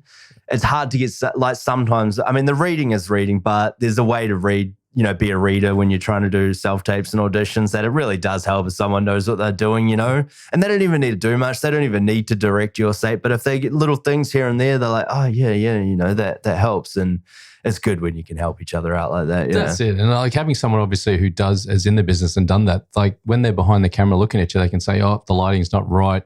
Something on your shirt's not right. Straight away, your hair's not right. That's all. Whereas it's just someone from the outside or a normie, as you call, like they're just going to go, yeah, look good to me. And, but yeah, someone then you who's go back and you're like completely out of frame, so and you're like, half "What's your head's going cut on here?" off, and you're That's like, it. God damn it, bro. That's I it. nailed that scene too. And it's like, especially if it's like pages of dialogue or something you're doing, and you're like, oh man, like I knew that was a good take, but now I can't even use it. Yeah, it's a beast, isn't it? But yeah, what about so you get into your stunt performing, obviously. Yeah, the training of it, it's been fantastic. Like what ended last year, I was just wanting to, I think that it was just Casey Wright has got Stunts for Actors training, and it was just really just to get into the basics of it, to get some footage out of it as well, to do something different than just the usual reading lines and things. So movements, dives, getting hit, falling over, that sort of stuff. So I found it really fun, like probably too much fun. It was it was the best part of the week was being able to go down the coast. That was down at Stunt Park. So I did that and signed up for the second one and the third one after that, there was more scenes because we ended up filming like a fighting scene. So we went to the park, and I think everyone got paired up, and mine one was with about 5 different people that were all attacking me. So we filmed that, put that together. And then the next one, I think it was another more weaponry and things like that as well, which was cool. And then the third one was like wire work and things like that. So that really got into it, and I just loved it so much. He goes, you're doing really well with this. You should go and check out the other trainer, which was Darko, who does it on Saturday mornings. And I was like, all right, well, I have to wake up a bit earlier, but I ended up going to that as well and really enjoyed it. So thought, why not? Why not go for training and try and get graded eventually and have another feather in the cap. It opens up more avenues that you can do things. Because on set there's so many things that you can't drive a car 5 meters these days without having to be a graded stunty or something. You can't even get near the car without it. Yeah, no holding weapons, no doing nothing. That sort of stuff. And that's fair enough. So it's really just an extra thing to do, and it's really fun to get into it. So there's all these different sections you have to do. Like, obviously there's the movement, there's swimming part of it, driving, there's a animals side of things as well people want to do as well. And there's also fire and stuff as well that you can do some fire training, which I think I showed you some footage of that. That was fun getting burnt alive. Why not? But so there's so much fun in doing that. So I'm really enjoying the process of training and achieving those things. Like I think I told you maybe I did tell you, I got my bronze medallion last week. You were going through the bronze medallion when I was speaking to you. Yeah, so I survived that. Got the CPR first aid and bronze medallion last week. I got the certificate today, which was crazy, which I'll mark down. You have to remind me next year when I have to re-go for that, is that I should train for that. Because a part of it was like you had to swim 400 meters. And in your head, you're like, that's all right. Oh, that's no, okay. I know. Yeah, and so, I was just doing that. And it was funny because anyone who's around pools, so it was like PE teachers, lifeguards and things like that, were all taking this test. And beforehand, they were like, so how much training? How's your training going for this? I was like, training? He's like, yeah, for the swim. Like, I was like, oh, well, yeah, it's going well. It's going well. Yeah, we'll see what happens when I jump in the water. Man, that's it. I was in that. I could feel the lactic burn after a few laps. It was crazy, but it was funny because I did in a 25-meter pool, so it was 16 laps of it. Oh, geez. It was crazy. So what's 16 continuous laps? So you had to do different strokes. So the first one was like a freestyle for 100 meters. So it was four laps for that. Then there was a breaststroke. It was like a weird backstroke sort of a thing on your back, which was great because it got me a chance to catch my breath. Yeah. And the other one was a side stroke. So you had to do that for the 400 meters, get that done. She was aiming for us to get that done in about 10 minutes, which is what we're aiming for. I think that the worst you could do was about 13 minutes before they said, you got to try it again. But so we all had to do that. You should be gassed too, trying it again. So gassed. Oh, I think you could do it another day, like in a few weeks' time or whatever. You had to do it straight away again. I'd be like, straight away. Yeah. So, and after you do it, you finish it and then straight on, they're like, all right, let's, you got to put your clothes. You had to bring normal clothes because it was basically doing the scenario if you're out at a party or something. Yeah.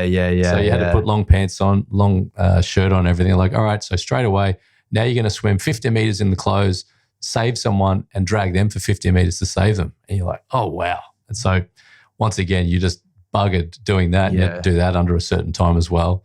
Then we had to do different scenarios of, if three people were in a pool, and so you had to go away, and they made someone's either unconscious, someone can't swim, and someone's injured, and you have to work out. You've got a life jacket, a rope, and an oar to work out to do it. Who are you going to save first? How are you going to save them, and that sort of stuff. So there's all these different scenarios. In the end, I think we were about 3.5 hours in the water doing all these different things. So it was crazy. So, it's pretty full on. Yeah. It is. I guess you got to be to get that kind of qualification, because it means so many different things, obviously not just for the stunt performing side of things. Like you said, PE teachers and stuff like that. Yeah. That's it. Yeah, man, that's a beast. When we did Aquaman, they were going to do this open water scene. Well, they did do it in the end, but they had to test like all of us to see if we could swim, like just in case, fully clothed like that. Yep. It's not easy. I forgot. I mean, I know how to swim. I've been, but it's been a long time since I've been in, and they chucked us in fully clothed, and we had to swim, like the lap and then back, and then we had to tread water for quite a while, And I ended up not passing, Like I saw you puff on your inhaler before. Like I used to be asthmatic and stuff like that, but there was a few other contributing factors to why I was a little bit more wheezy than I probably should have been. But I hadn't done it for a long time, and I was like, fuck it. I could have hung in there and got it. To be honest, I think this guy kind of picked on me a little bit because that's what they were doing. Yep. Which is fine. Because I didn't really, it was one day, we'd already done weeks of it anyway. So, but I kind of wanted to do it because some of the boys did, but a lot of people didn't make it. But I was just like, oh, whatever. But man, I was wrecked though. Yeah. Like when I was treating water, I'm like, I kind of am just getting my head above here. Like, if you had to say, I'd be good luck trying to say something. It was more just to survive so the boat could turn around and come back and get you or whatever, something like that. But man, it's a beast, Like, absolutely. So that's interesting that they threw you in like that as well. I can see why they test you in that regard. But I guess with all the training is pretty much basically to see if you can handle yourself on set. That safety wise is probably the most important, because you're not always going to be the main stunty. You're going to be a support, and of course, those guys need to know that they can doing it for a long time. Trust you. So that's the other thing, really. Once you get your graded, that's just the beginning of it, and that's probably a thing you see with other people. Once they get graded, they think, all right, I'm top class now. I can do anything. Whereas it's really just you've just proved that you know capable. The basics. You're just capable, and that's it. And then you've got to train. Like it's basically like if you want to be a world champion bodybuilder or something. You're not just going to go to the gym twice and go, all right, I'm ready to do this now. It's like you've got to continually train, and a lot of people specialize in different things as well to whatever they want to do. Like some of the people are just amazing. Like I think I was hearing stories from people that can do high falls. There's a guy who can do a high fall, and then on the mat there's a hat there that he can grab the hat, put it on his head before he falls and hits the mat. It's like unbelievable, those sort of things. So it's interesting seeing people when they just about to get graded or do get graded, that they can come out and go, all right, I can do anything now. I'm a graded stunty. It's fantastic, but they get found out pretty quickly. There's levels to this shit. And it's just like acting. You're never going to be the number one person, and you never have to learn anything. It's just a constant training and learning. Continual learning process. That's what the exciting part is. At the end of it all, it's just an extra qualification to prove that you can keep learning. So it's but it's funny when you say it, because it's like in your mind, like you say that about the acting thing is you're never going to be perfect, you're never going to be the best or whatever. But like when you start out, there's so much information coming at you, and there's so much to learn to just be even like subpar and be actually should be on set, Yep. And that's so daunting. If you said that to someone starting out, I mean, it's obviously why not many people make it in this industry, nor they still keep doing it and don't get anywhere in it, or, like all those kind of things. It's like, it's a pretty daunting task of something that you're never, ever gonna like even be at this level at where you're like just acceptable. It's so hard. And then the next person can watch something you're in, even when you're at this level, and go, it was shit. You're like, fuck you, man. I think they have some crazy stat of like only 2% of actors in the world actually can make a living. I think something like that. That's why you've got to love it. If you think you're going to do it for the money, that's the problem. So. It is interesting, And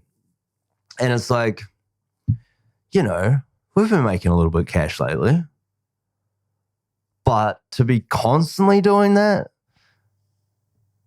yeah, you need those other roles, because they're the ones that get you. Like, we were talking to Donnie about, like sort of getting a rough idea of what he's getting paid doing, like his role on it. And it's pretty good, like what was it? Like, I don't know, was even here 10 weeks, maybe 10 weeks, something like that, maybe, 8 weeks or whatever. I don't know. It was a little bit, and it's like a yearly wage for a lot of people.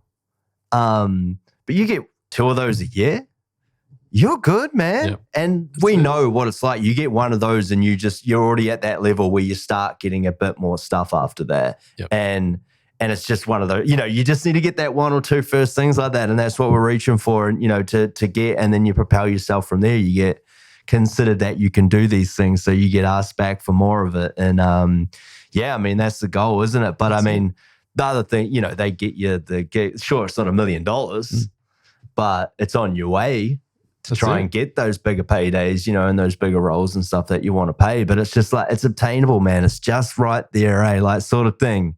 It's kind of within your reach, but it's not for you to reach. It's got to get nudged your way just a little bit. You know what I mean? It's like, fuck. But also the fact that those people want to pay you to do something that you love to do. It's just that's why, obviously wild, people like Donnie and stuff like that is inspiring to see, oh, wow, there's someone I know that can actually do it. How good is it? That's great. It's like, how many people of your friends that have won the lotto, but if you knew one, you're like, maybe I should enter it if all your friends start winning. That's it. Yeah, it's inspiring to do that stuff. And it was, and I think it was good talking to him too. And he's pretty straight up. Like, he'll keep a lot of things to himself too, but it was pretty straight up about some of these other things, that are going on around. And, and he's pretty real with it, but he's getting some good opportunities. But like I said about that whole rebuilding stage and stuff and like gathering information, it was good to talk to him and that he was actually willing to share like a lot of more stuff than what he probably would have been a couple of years ago when we were talking. Just to put things in perspective, with all that. And that was very helpful, yeah. And like the chats with you and Johnny, although Johnny was just cracking jokes all the time. Oh, Johnny Burnside. Or complaining that he wasn't on complaining set, a lot. Oh, Johnny. Or he didn't have enough food or whatever when he didn't get his... He was never happy, come on, and he knows that. He's never happy. He's getting asked to do 20 different things and then he's pissed about that. And then he'll be sitting down for a day and he's pissed about that too. As long as he gets his schnitzel, that's the main thing. Oh, right? yeah. I said, don't get the chicken. Oh, man. And that's what I said to him. I said, Johnny, I'd hate to be your wife, mate. Like, I don't even know how she does it, eh? You're never happy. She probably just puts a JDs in front of him when he gets home, and that's the trick, eh? That's why he's drunk every night. She's like, have another one. He was messaging me before because he's waiting to see the cricket game on like I was. Yeah. And he's just like, I don't know what. He starts sending me the bomb radars in Melbourne and like, I think we're going to be good. We're going to get some cricket tonight. And I'm just like, wait, we better. He's in the tipping comp with me. Like, I did it with my old man. Like last minute, like I just wanted to do something with him, or whatever. And then I was like, oh, I know a couple of guys that might, be in. And he was in, another mate of mine. And so he's been in the tipping comp, a bit of banter going on, he's winning because he tipped New Zealand to beat Australia in the first game. And we all tipped Australia, even though I couldn't care if I lost because of that game. As long as New Zealand won, I didn't mind. I literally thought that Australia were going to win that game. But he got it. So he's up the top now and we're like playing catch up with him, eh? But it's going to be interesting. Well, if you pass him, he'll complain. So. he'll find a way. Even though I started the competition and got him in, if he don't get that payday, that's the same as when I remember we were on set that day when we worked out he wasn't there. We're just like, you're not coming in? We're like, probably don't say he's going to get upset. Oh, man, I can't even remember. We wound him up a bit. Like, we weren't even trying, but it's not hard. But he's a character, isn't he? He's a funny character. Good fun. I know. He's good, man. Oh, brother, thanks for coming on, man. Pleasure, brother. Appreciate it. It's been good to chat to you, man. We went down some avenues. So it was a good bro chat today, I think. We're just talking about a lot of random stuff, which is good within the industry. It's all good. But there was a lot of avenues we didn't even touch on. So, man, we'll have to do it again sometime.